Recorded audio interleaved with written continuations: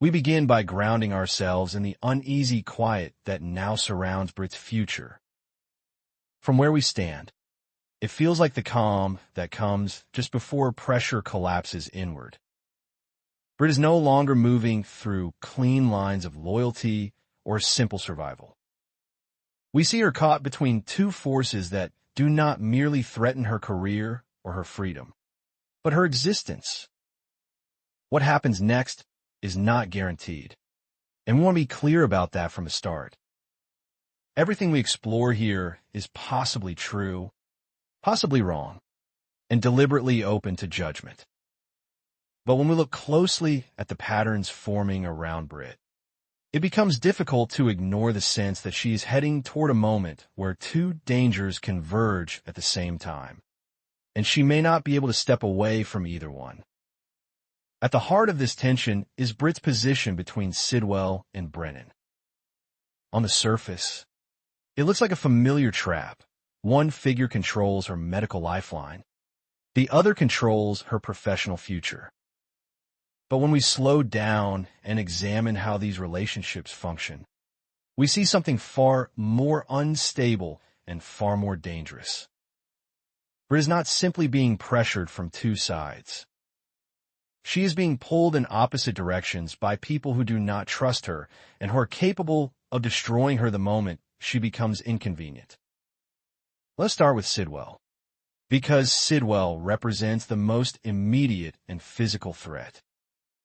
Britt's access to treatment runs through him, or at least through the channel he controls.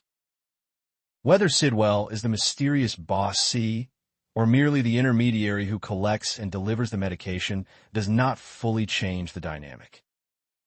What matters is that Britt believes Sidwell has power over her health, and belief alone is enough to keep her compliant.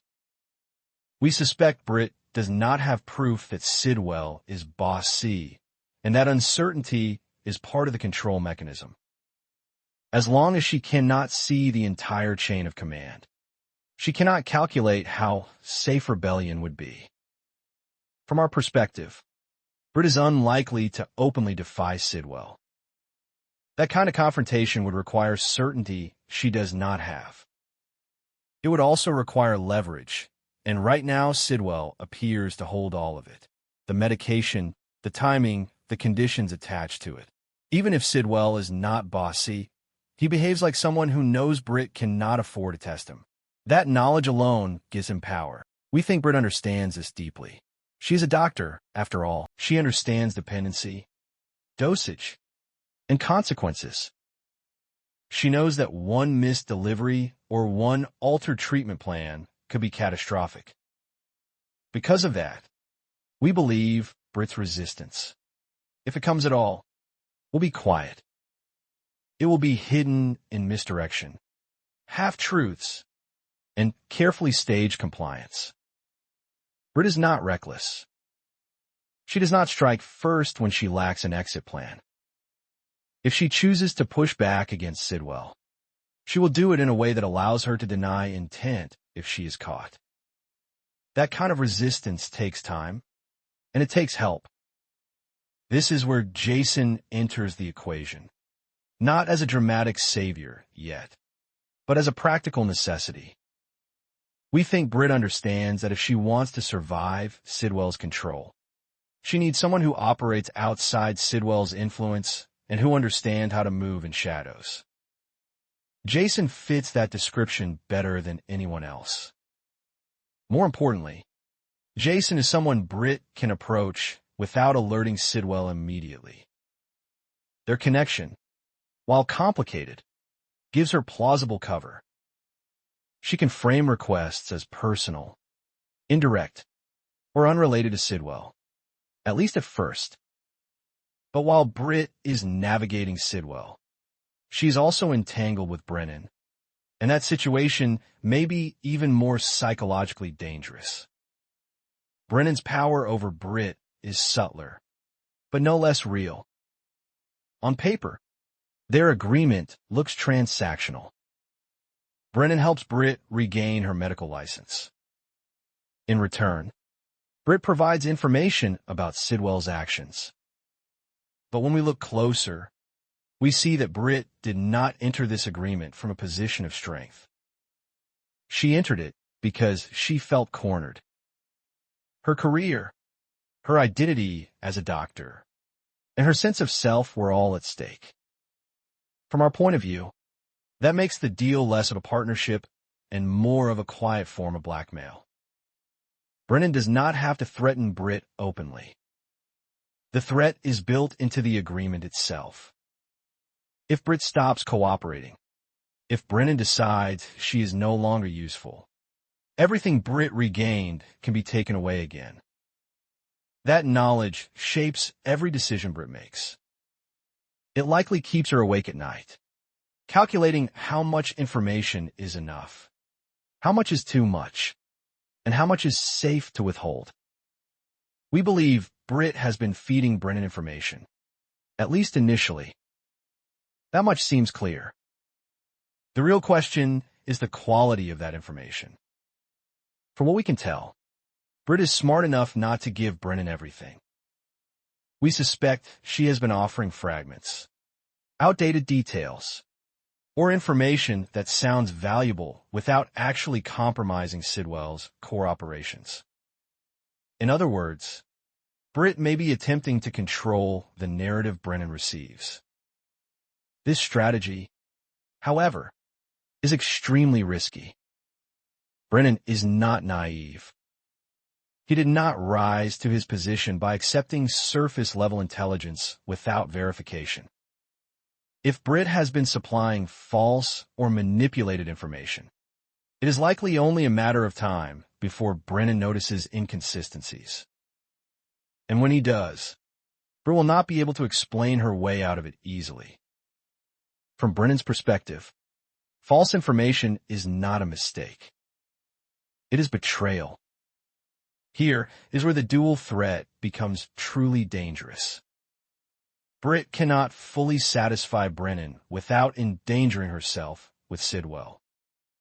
At the same time, she cannot fully protect herself from Sidwell without appearing suspicious to Brennan.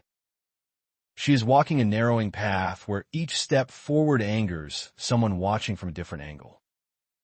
Hypothetically, she could attempt to abandon one alliance entirely, but we do not see how she does that without immediate consequences. This brings us to the scenario we find most compelling and most terrifying. Imagine Sidwell, Brennan, and Britt converging in the same physical space. Not a public place where behavior is moderated, but a warehouse, a dock, or some other controlled environment where power dynamics can shift quickly. We can see how this might happen. Britt could be in the middle of transmitting information to Brennan, perhaps believing she is still undetected by Sidwell. Or Sidwell could be testing her loyalty, watching to see where she goes and who she contacts. If Sidwell and Brennan were to encounter each other with Britt present, the situation would explode instantly. Neither man would trust the other. Both would look at Britt as the connecting thread and therefore the liability. In that moment, Britt would no longer be a person with value. She would become evidence. And evidence, in their world, is often erased. We strongly suspect that in such a confrontation, Britt would be the primary target. Sidwell would see her as someone who may have exposed him. Brennan would see her as someone who may have lied to him. Their motivations would align just long enough for them to agree on one thing. Britt is a problem that needs to be eliminated. The irony is brutal. Britt's attempts to survive by playing both sides could be the very reason both sides turn on her. This is where timing becomes everything. If such a confrontation unfolds, Britt's survival would depend on interruption. Someone would have to arrive before either Sidwell or Brennan could act decisively. And once again, that someone is likely Jason. We do not say this lightly or out of habit. We say it because Jason is the only person positioned to intervene without escalating the situation further. He understands violence, but he also understands restraint. He knows how to extract someone from danger rather than dominate a scene. If Jason arrives in time, Britt's life could be spared, but at a cost. The illusion that she can manage these threats alone would be shattered. She would be forced to accept that her survival depends on trust, something she has avoided for a long time. If Jason does not arrive in time, then we have to consider the possibility that Britt is removed from the board entirely. And that is not a theory we raise casually. We think the story is pushing Britt toward a moment of reckoning. She cannot remain the quiet strategist forever.